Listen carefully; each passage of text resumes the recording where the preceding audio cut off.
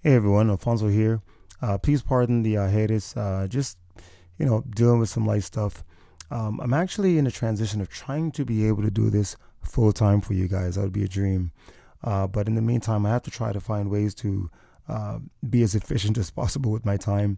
And it's kind of the reason why you've been seeing me doing these shorter format videos lately. So I hope you guys understand. All right. So I am back, and here's another short format video for you. So I've noticed many people, especially beginners, don't seem to practice the blocking in technique or drawing skill enough, despite how effective it is. Now, it's an invaluable drawing skill. Okay, it's very important to have it in your arsenal, and I'll share some reasons why. And as usual, really quickly, thanks to everyone who supported my books, Pen and Ink Drawing a Simple Guide, and the complimentary Pen and Ink Drawing Workbook. Thanks so much, everyone. Your support really means the world to me. And of course, keep in mind that as I shared with you before, I'm working on my third book, which I'm really, really, really excited about. I'll be sharing information with you about it soon. So keep posted for that. Thanks so much, everyone. So what's blocking in, or what does it mean to block in, right? Now, in my practice, that drawing skill, it pretty much means you develop your subject from simple, general, blocky shapes and gradually refine it until the shapes look closer and closer to the actual form.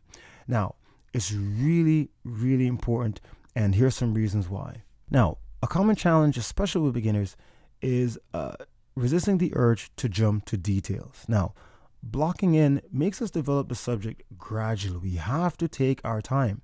So, by doing this, it forces us to address structural issues and proportion issues before jumping to details. And it's something I've seen over and over and over again when I critique drawings. A lot of times, drawings lack structure. There are structural issues, and that generally happens at the beginning of your drawing. You can't fix structural issues at the end, all right, when you're concerned with details. No, your structure has to be developed first, and that's why sometimes even in my drawings, establishing proportion and structure generally takes most of the time, and that's the most uninteresting part of the drawing.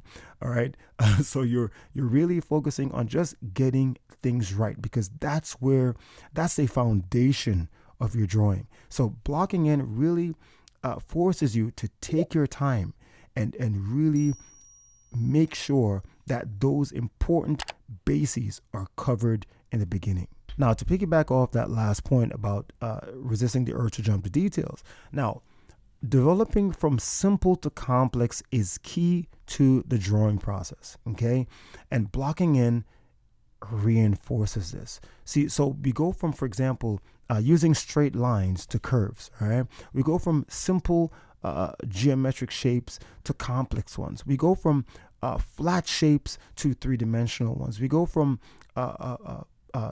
geometric shapes to organic ones, lifelike ones, right? So that's the key thing about, developing your drawing from simple to complex. And also, this is very important in terms of your thinking as well. So what you do is you learn to address core issues.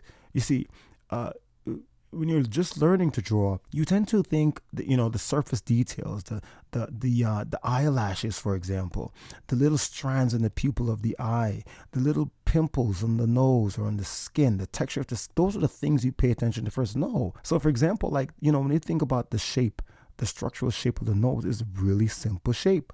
But if you look at the complexity of the nose, you really get carried away with all those little small shapes, details, wrinkles, and so on.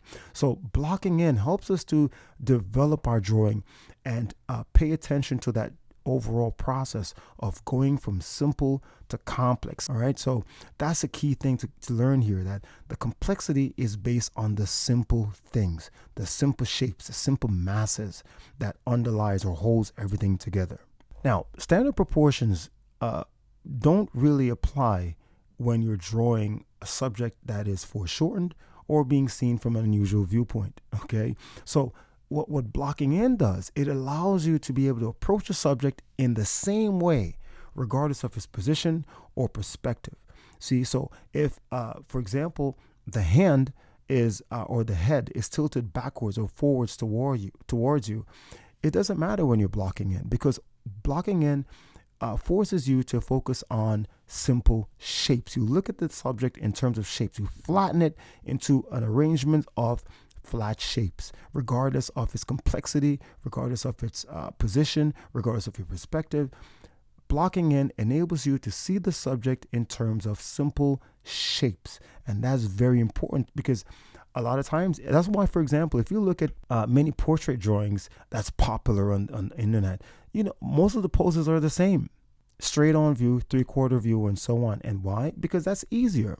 People shy away from the more complex poses, right? Because they are the standard proportions that you normally use, they don't apply. They get thrown out the window. So you have to approach the subject in a different way. And blocking in takes a lot of that intimidation away. It takes a lot of that fear away because you see the subject regardless of how it's positioned or the viewpoint in the same way as just simple blocky shapes, and you keep refining it until you have the natural form of the subject you're trying to capture. So I could definitely keep listing more points, and I guess I'll leave that for another video. But the point is, I want you to see, and you should appreciate that blocking in, using blocking technique is an essential skill that you should maintain in your practice. Of course, it won't always be applicable. You won't always need to use it, but it's good for your drawing process. And sometimes it may feel slow. Sometimes it may require more patience, but it affords you the opportunity to learn a lot. You learn to see a lot. You get to pay more closer attention to observation, how things relate, and relationships between shapes and forms, masses and values, and so on.